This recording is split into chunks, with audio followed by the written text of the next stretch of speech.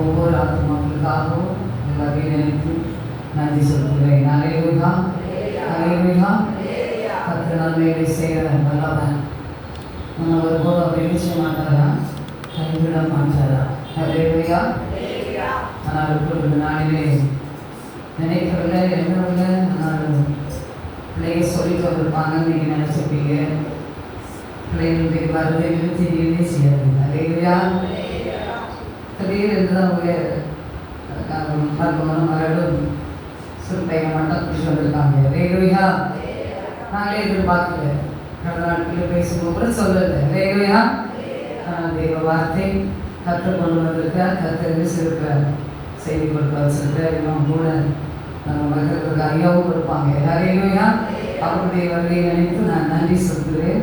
கர்த்தர் தொடர்ந்து அவருடைய ஊழியர்களையும் கர்த்தர் நன்மையாக செய்வாராக. அல்லேலூயா, அல்லேலூயா. இயேசு என்னை கைவிட மாட்டார். இயேசு என்னை கைவிட மாட்டார்.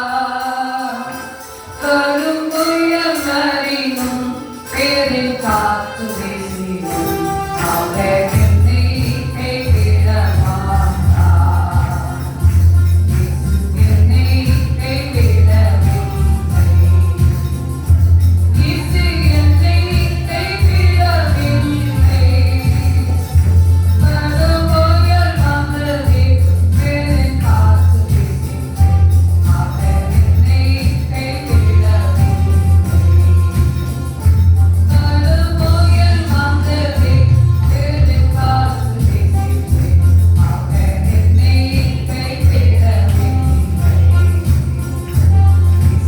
என்னை கைவிட மாட்டார். இயேசு என்னை கைவிட மாட்டார். கரும்புயல் வரினும் பேரில் காத்து வீசினும் அவர் என்னை கைவிட மாட்டார். கரும்புயல் வரினும் பேரில் காத்து வீசினும் அவர் என்னை கைவிட மாட்டார்.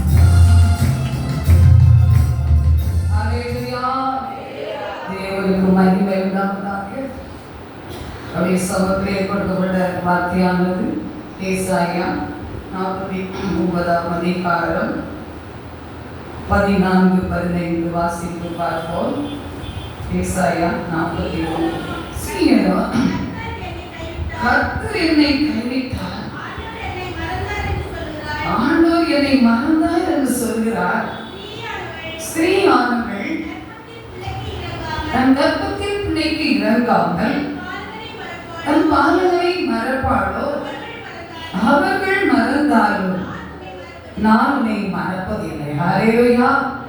தேவாதி தேவன் இந்த அருமையான நாட்களிலே 2ஆம் மாதத்தில் முதல் செவ்வாய்க்கிழமையிலே கொடுத்த வாச நாளிலே நமக்கு இந்த மாதத்தில் கொடுக்கப்படுகிற வார்த்தையானது நான் உன்னை மறப்பதில்லை. அல்லேலூயா. நாம் இன்னைக்கு அநேக நேரத்தில் சொல்றோம், கைவிட்டாரோ என்று சொல்றோம். நம்மை கைவிடவில்லை. அல்லேலூயா. கண்களை மூடி ஜெபிப்போமா? வசனம்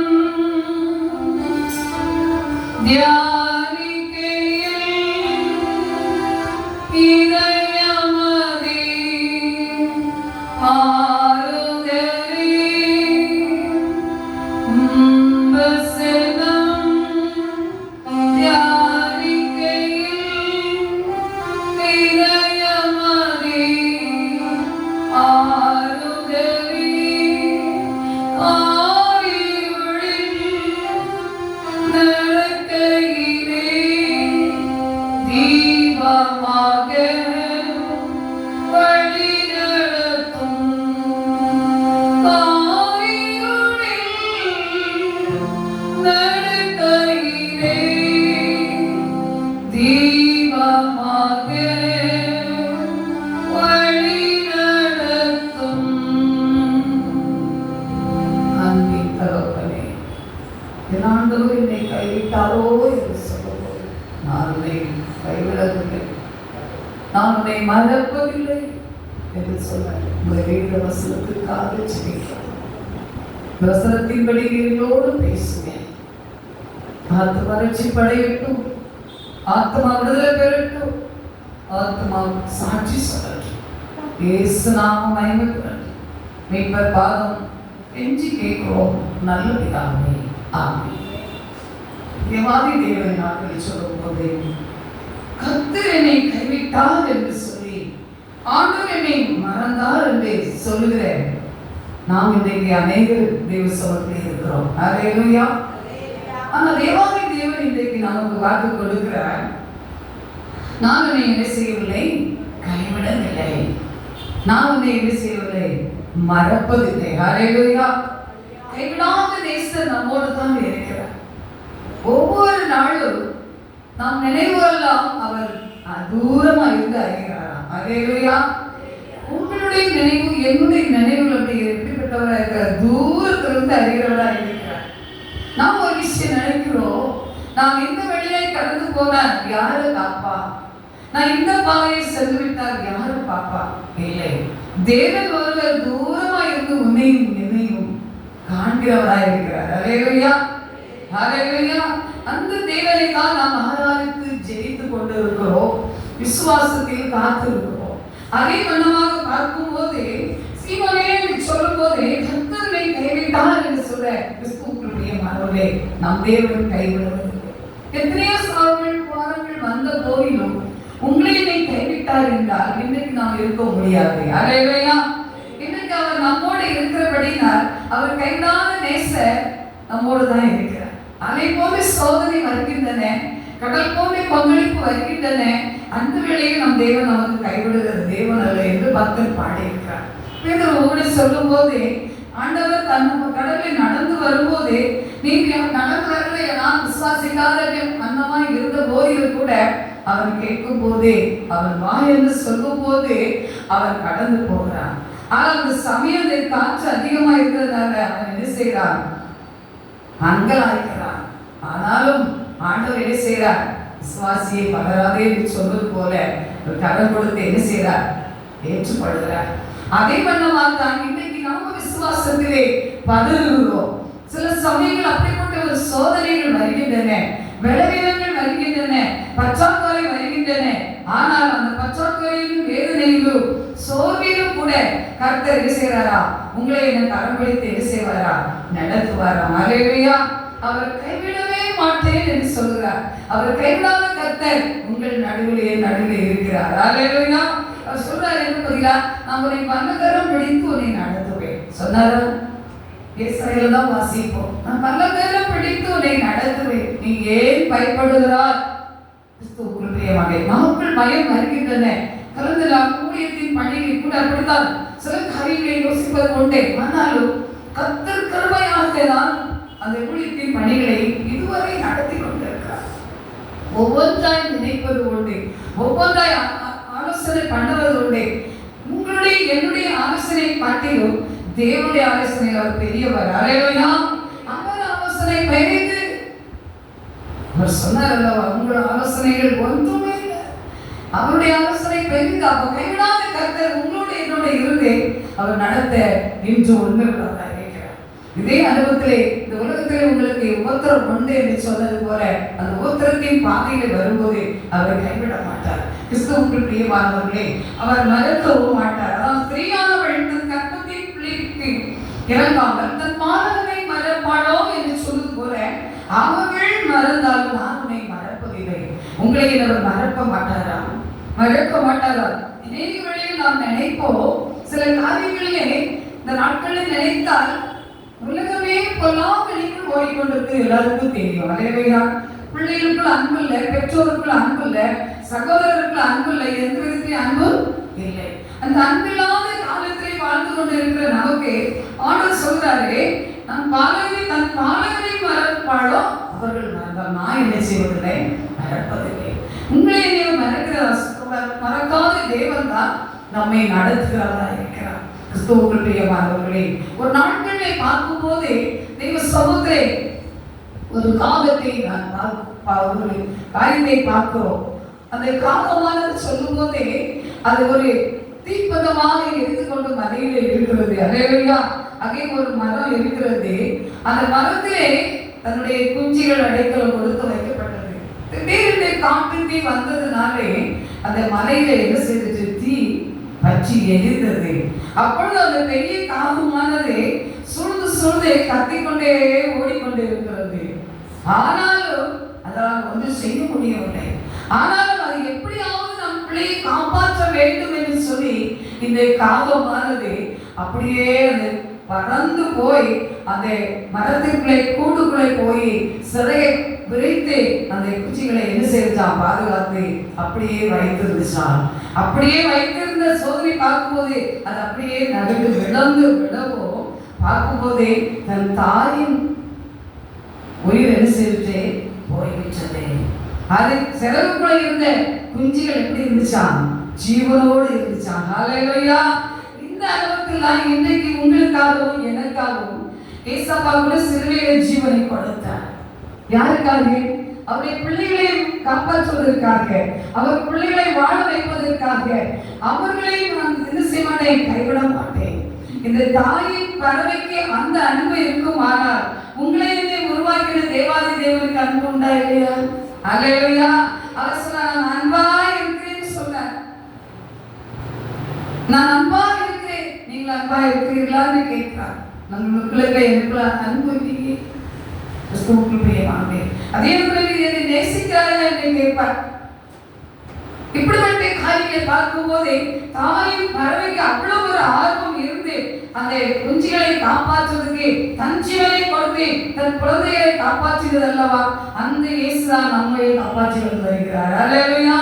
அதுதான் தேவனுடைய வார்த்தை சொல்கிறது, தன் பாதங்களை மறப்பாடு அவர்கள் மறந்தாலும் நான் உன்னை மறப்பதில்லை என்று சொல்லப்பட்டிருக்கிறது. அதே விதத்தில் பார்க்கும் போதே இரண்டாவதாக வாசிக்கும் போது ஏசாயா 54ஆம் அதிகாரத்திலே 7 வசனத்தை 8 வசனத்தை வாசிப்போம்.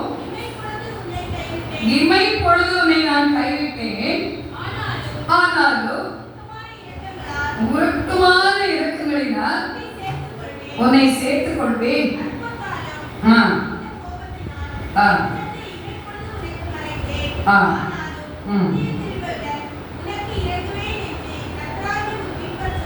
அல்லேலூயா. நித்திய கிருபையுடன் உங்களுக்காக எனக்காக அவர் என்ன செய்வாரா? இறங்குவார். இன்னைக்கு அந்த வாசனத்தை நன்கு யோசித்து பார்க்க வேண்டும். உங்களுக்கு எனக்கு அவர் நித்திய கிருபையாக என்ன செய்கிறாரா? விளங்குகிற தேவனாக இருக்கிறார். இதே இடத்துல ஒரு இமை பொழுதுதான் பல காரியங்கள் காணப்படலாம். வெஸ்ட் பெங்கால் ஊழியத்துக்கு போயிருக்கும் போது பல இடங்களில் கடந்து சென்று போகும்போது நிலக்கரி எடுத்து கூட்டிட்டு போனாங்க. அல்லேலூயா. அந்த நிலக்கரி எடுத்த கிரவுண்டுக்குள்ளே போய் பார்க்கும்போது பயங்கரமாக தான் இருந்துச்சு. அதுல உள்ள போகலாம்னு சொன்னாங்க. வேண்டவே வேண்டாம்னு சொன்னேன். 10 பேர் 5 பேர் அந்த தோணி மாதிரி கதல நட்டு நின்றுறாங்க. ஒரு சுற்றி போட்டோன்னே அப்படியே அவங்கள என்ன செய்யறது, கீழே கொண்டு போயிருது. எத்தனை அடி தூரத்துல பூமிக்குள்ள போறாங்களோ தெரியல. அல்லேலூயா. அப்படிப்பட்ட காரியங்களை காண்பிக்கும் போதே அந்த காரியத்தை நான் நினைத்து பார்த்தேன். அப்பொழுது கேட்டேன், இப்படியும் குடும்பம் நடத்தி இந்த மக்கள் வாழணுமா? அல்லேலூயா. ஒரு பூமிக்குள் நெரிசல், அந்த நெரிசலை பார்க்கும்போது அங்கே அந்த நிலக்கரிகள் எடுக்கிறது நிறைய அழிவு இருக்கிறது பார்த்துருக்குறோம், நம்ம செய்தியில் பார்க்குறோம். அங்கே அந்த இடத்தை சுற்றி பார்க்கும்போது ஒரு ஆண்டுகளில் எத்தனையோ ஆத்மாவை போய் மறைத்திருக்கிறது திட்டமிட்டு எழுதி வச்சிருக்காங்க. அதெல்லாம் வாசிக்கும் போது இது ஒரு அனுபவம். ஆனாலும் அவர்கள் கொஞ்சம் தைரியமாக அந்த இடத்துல அந்த பணி செய்து அவர்கள் பிழைப்பாய் இருக்கிறார்கள். அல்லேலூயா. இமைப்பொழுது என்ன செய்வாங்க? நிச்சயமா மறைந்து போக காரியம் தான். ஆனால் கர்த்தர் அந்த பிள்ளைகளுக்கு கொடுத்த கிருபை, அவர்களுக்கு கொடுக்கிற வருமானம் அங்கே அதுதான். உங்களுக்கு எனக்கு கொடுக்கிற வருமானம் நம்ம நாட்டில் இன்னும் வித்தியாசமா இருக்குது.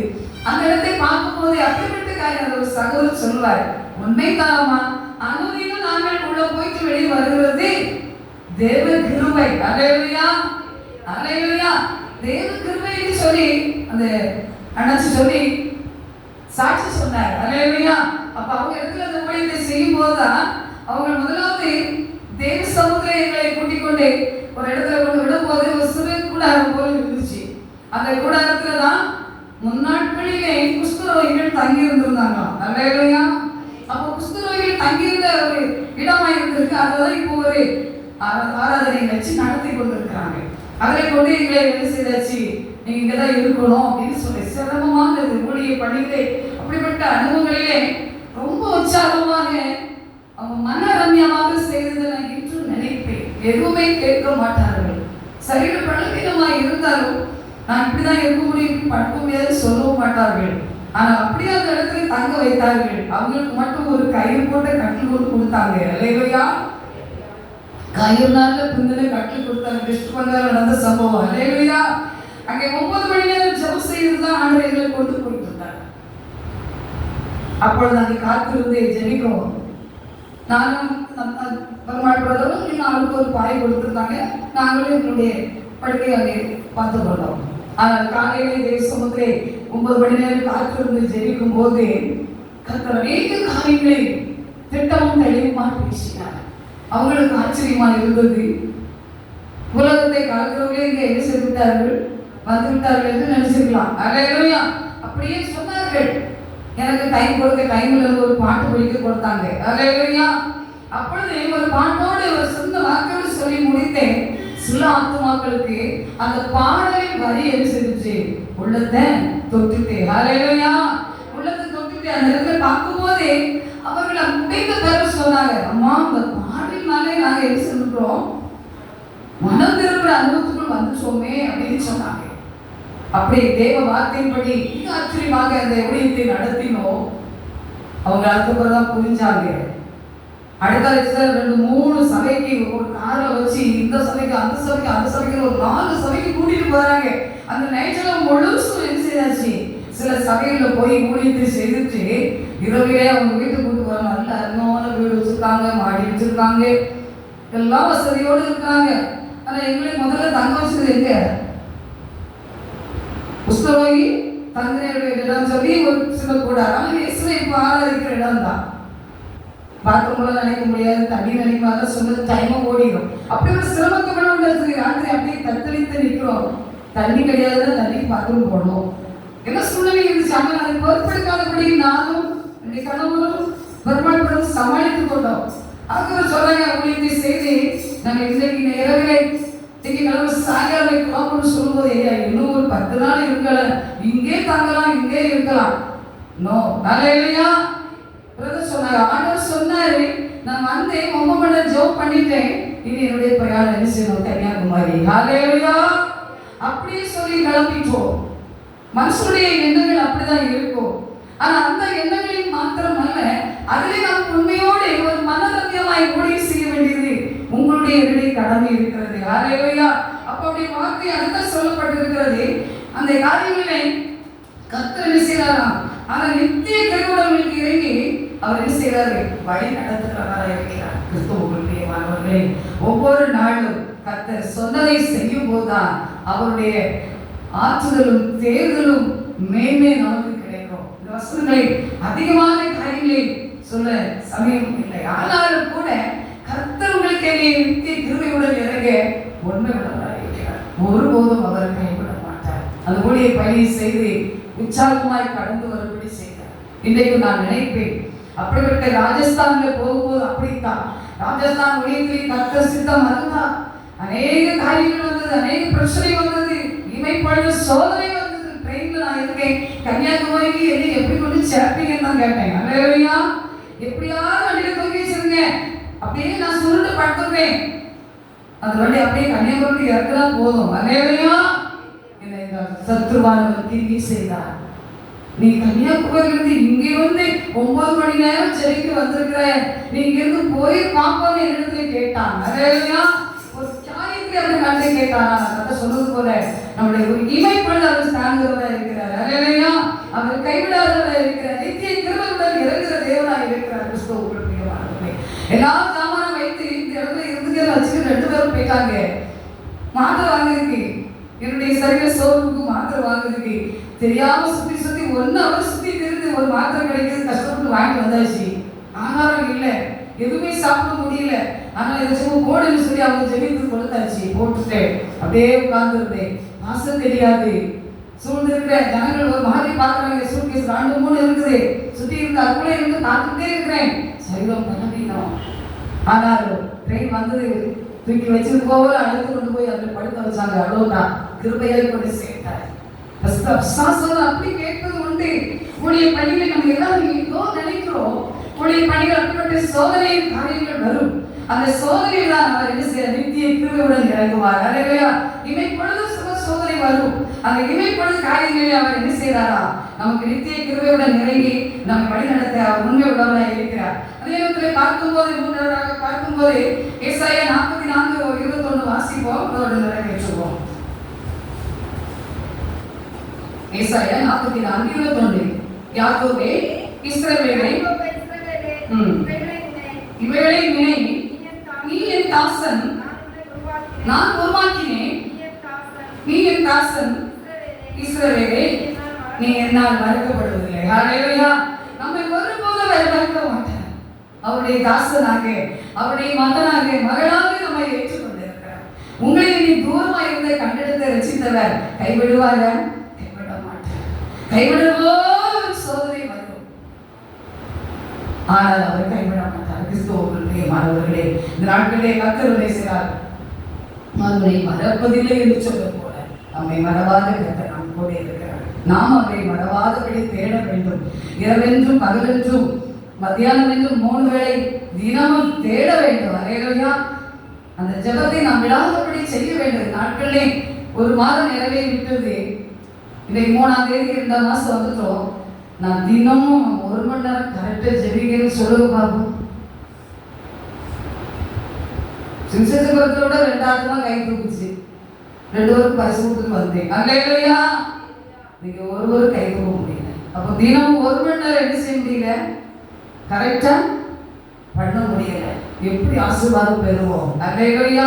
நான் அந்த நாட்களில் அந்த ஜெபங்களை இன்னும் கூட்டி 1 மணி நேரம்னா நமக்கு லகுவான காரியம் தான். அதோடு நம்ம கூட்டி ஜெபிக்க வேண்டியது உங்களுடைய கடமைக்குள் வந்துட்டோம். நீங்கள் நான் அந்த கடமைக்குள் வந்துட்டோம். குறைந்தது 2 மணி நேரமாவது ஜெபம் செய்ய வேண்டும். அல்லேலூயா. 3 மணி நேரம் தசமபாகம் கொடுக்கணும்னு சொல்லலாம். அதுவுமே செய்ய வேண்டியது நம்முடைய கடமை இருக்கிறது.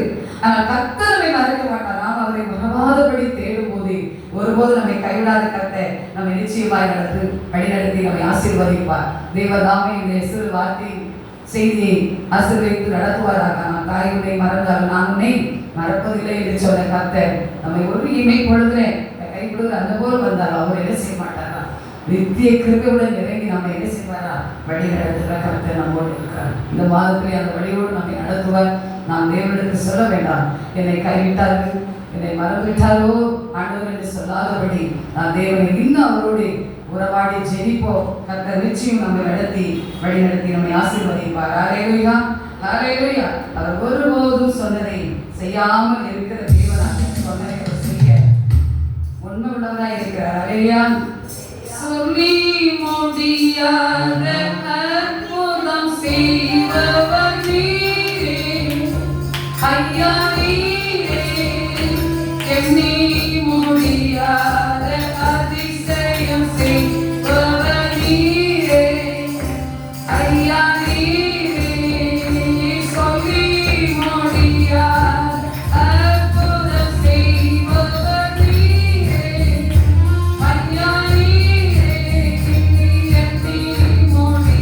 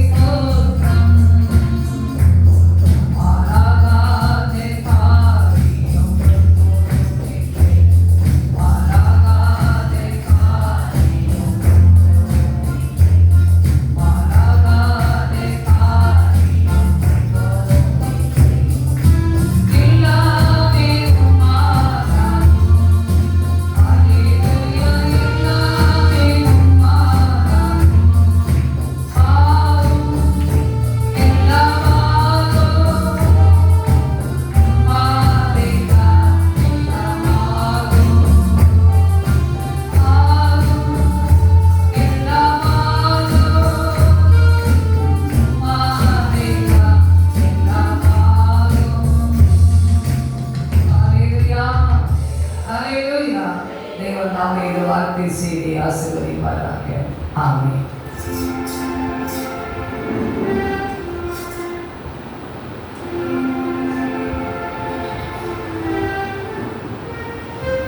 ஹல்லேலூயா, ஹல்லேலூயா, ஹல்லேலூயா. தேவ நாமம் மகிமைப்படுவதாக. நாட்டிலும் கர்த்தருடைய வார்த்தைகள்